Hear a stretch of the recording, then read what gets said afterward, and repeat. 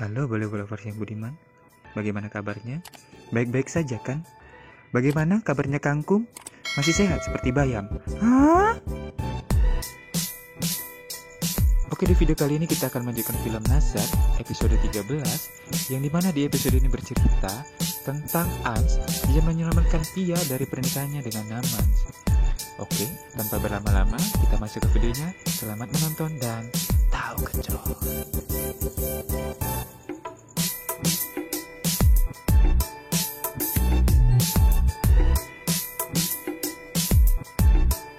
Adegan diawali di mana Pia sedang melamun dan membayangkan hari ini adalah hari yang sangat menyakitkan bagi Pia. Bagaimana tidak, ia harus menikah dengan orang yang tidak dia cintai. Namun, karena amanah yang telah diberikan Guruma terhadap Namans, ia pun akhirnya menyanggupi dan mau menikah dengan Namans. Namun, kalau saja dia tahu kalau Namans itu telah berbohong, yang sebenarnya Guruma berpesan kepada Namans kalau Pia harusnya dijodohkan dengan Ans, karena hanya dialah yang bisa menolong Ans.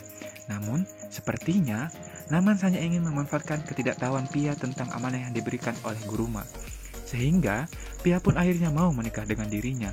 Padahal, Guruma berpesan kepada Namans kalau dia itu adalah seorang Devi, dan hanya Pialah yang mampu mengulurkan hati Ans, dan Ans itu adalah titisan Mohana sang penyihir. Di adegan lain terlihat Ans sedang berpikir bagaimana caranya untuk menyelamatkan Pia. Karena Ans sendiri telah berjanji kepada Pedasri, ia akan membawa Pia ke rumahnya, dan oleh karena itu Ans sendiri akhirnya menemui Namans di saat Namans akan menikahi Pia.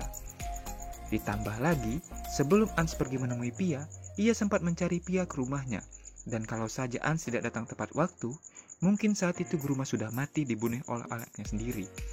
Dan kita akan flashback sedikit ke belakang ya, kalau ternyata Guruma sebenarnya sudah mati.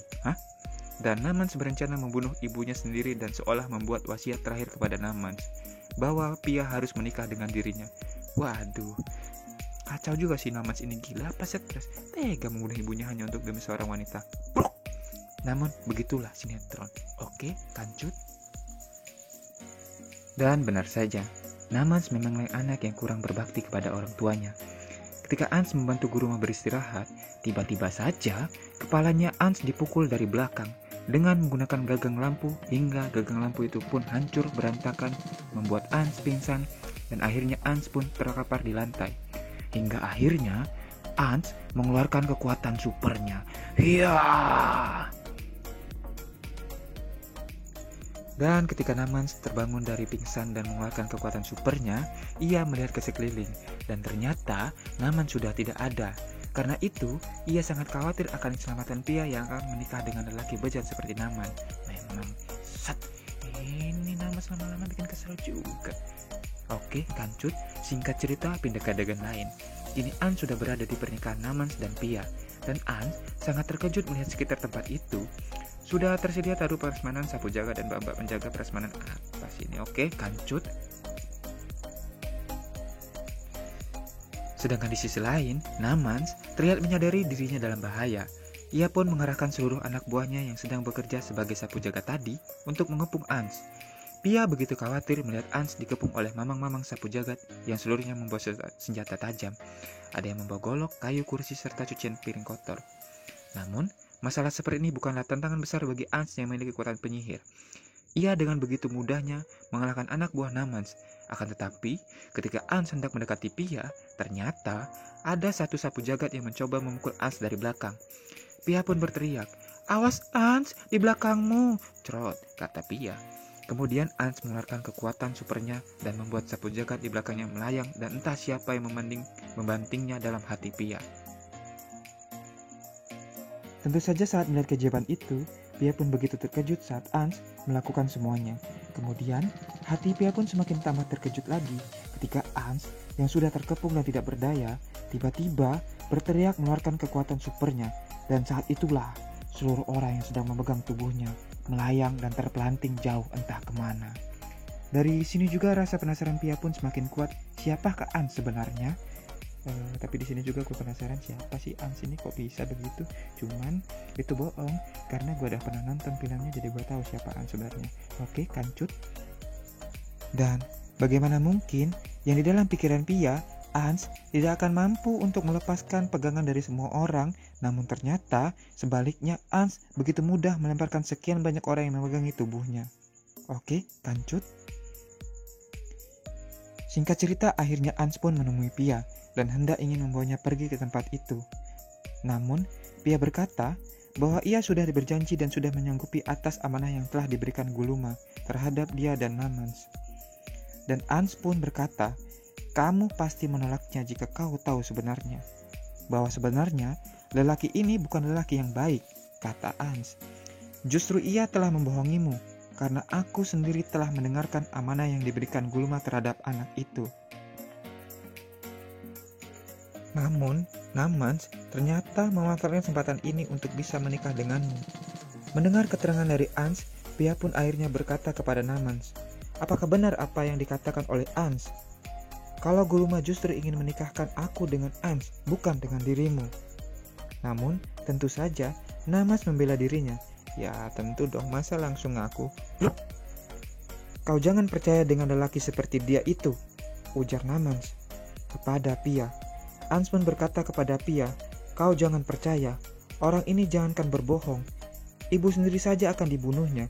Memang benar, kalau saja aku tidak datang tepat waktu, mungkin Guluma sudah mati.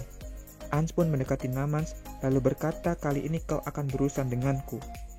Dan Namans sepertinya berencana bermain sandiwara agar Pia percaya kepadanya, namun Ans memahami akal bulus dari Namans dan akhirnya ia pun langsung menghajar orang itu hingga Namans pun tersungkur dan terjatuh dari atas panggung pengantin. Kemudian, seusai Namans dipukul, Ans pun akhirnya membawa Pia meninggalkan tempat itu dengan maksud ingin membawanya pulang ke rumah Bedasri. Namun, baru saja beberapa langkah mereka melangkahkan kakinya dari atas panggung pengantin, tiba-tiba tak disangka-sangka dari belakang masih ada penjaga prasmanan yang tersisa, langsung menghajar kepalanya Ans hingga membuat Ans tersungkur, dan mamang-mamang sapu jagat pun yang tadi dihajar Ans pun sudah kembali dan bangkit menghajar Ans. Pia pun begitu terkejut dan Pia pun memohon untuk menghentikan itu agar mereka menghentikan dan mengasihi Ans.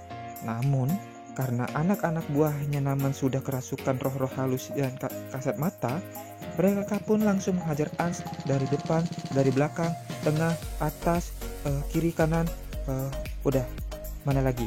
Oke, lanjut. Kemudian akhirnya Ans ditangkap dan disiksa ramai-ramai oleh mamang-mamang gorengan. Dan ketika Ans memandangi Pia di depan matanya, sesuatu pun terjadi. Kekuatan aneh kembali datang dan ini jauh lebih kuat. Akhirnya Ans pun mengeluarkan kekuatan super yang lebih super dari super sebenarnya. Dan seketika itu begitu banyak orang yang memegang tubuhnya. Seketika itu pun juga terpelanting entah kemana lagi. Dan saat inilah akhirnya Ans menunjukkan siapakah dirinya yang sesungguhnya kepada Pia dan kepada semua orang yang ada di situ. Ans menempel di dinding menara persis seperti Spiderman saat menempel di dinding rumah Kang Mursid ya. Tentu saja melihat kondisi seperti ini, anak buah Namans pun lari terbirit-birit. Hanya tinggal Pia seorang diri dan Ans pun kemudian langsung turun menemui Pia dan bersambung.